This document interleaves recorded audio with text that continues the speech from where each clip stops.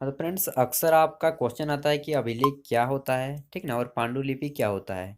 इन दोनों में अंतर क्या होता है, तो आइए समझते हैं। देखिए, यहाँ पे जो आप एक चित्र देख रहे हैं, यह है अभिलेख का चित्र। ये जो चित्र है ना, यह क्या है, किसका पिक्चर है, अभिलेख का। अब समझिए कि सबसे पहले अभिलेख क्या होता है। ठीक, तो देखिए, जब किसी चीज को हम पत्थर में लिखते हैं, जब किसी भी चीज को पत्थर अथवा धातु या लोहे जैसे कठोर सतह पर लिखते हैं, किसी भी चीज को, ठीक ना, कुछ भी लिखते हैं, तब उसे क्या कहते हैं, अभिलेख। जब किसी कठोर सतह, चाहे वो लोहा हो, चाहे पत्थर हो, चाहे कुछ भी हो, उस पर हम कुछ भी चीज लिखते हैं जिस प्रकार यहाँ पे लिखा है, तो उसे हम अभिलेख कहते हैं। समझ गए? यानी कि ठोस सतह पर लिखी हुई प्लेट को या पत्र को हम अभिलेख कहते हैं। और अब पांडुलिपि किसे कहते हैं, समझिए। देखिए, यहाँ पे जो आप ये चित्र देख रहे हैं, यह है पांडुलिपि। पांडुलिपि उसे कहते हैं जब किसी भी चीज को किसी पत्ता पर लिखा जाता है, हाथ से किसी भी चीज को अगर पत्तों पे या फिर किसी न, पन्नों पर लिखा जाता है, तब उसे हम पांडुलिपि कहते हैं। हाथ से जब किसी भी चीज को पत्ता या पन्नों पर लिखा जाता है, तब उसे हम पांडुलिपि कहते हैं। और जब किसी चीज को हम पत्थर या किसी ठोस सतह पर लिखते हैं, तब उसे हम क्या कहते हैं, अभिलेख। क्या आप समझ पा रहे हैं? ठीक, इसी प्रकार है।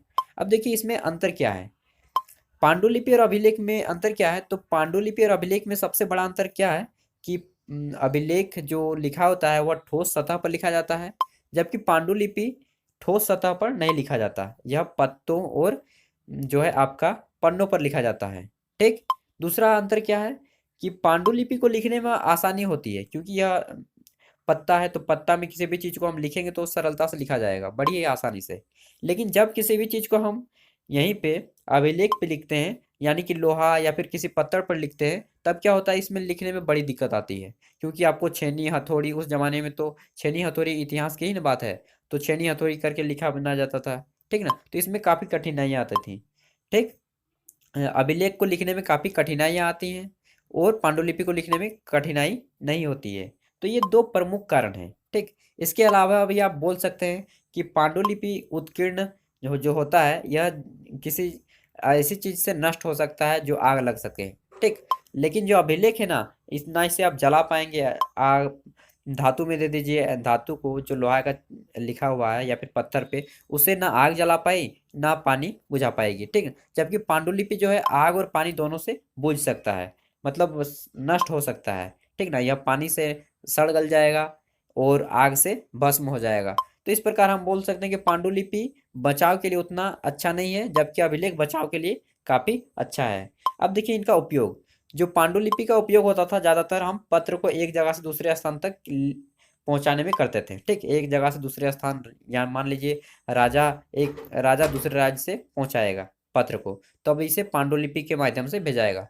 लेकिन जब किसी भी चीज को हम किसी, जैसे सूचना हो गया, सम्राट ने या फिर राजा ने कोई सूचना दी कि इसे पूरे के पूरे राजा, पूरे की पूरी जनता को बांट दो, तब वह जनता को पहुंचाने के लिए क्या करता है, अभिलेख पे उस, यानी कि पत्थर पे उस चीजों को लिख देता है, ताकि सभी लोगों की दृष्टि इस पत्थर पे पड़ सके। ठीक, तो ये दो प्रमुख उपयोग हैं। इनका उपयोग किसी सूचना को देने के लिए किया जाता है, जबकि पांडुलिपि का उपयोग एक स्थान से दूसरे स्थान तक किए जाने में करता है, क्योंकि यह भारी नहीं होता, पत्तों पर लिखा होता है, एक स्थान से दूसरे स्थान तक ले जा सकते हैं।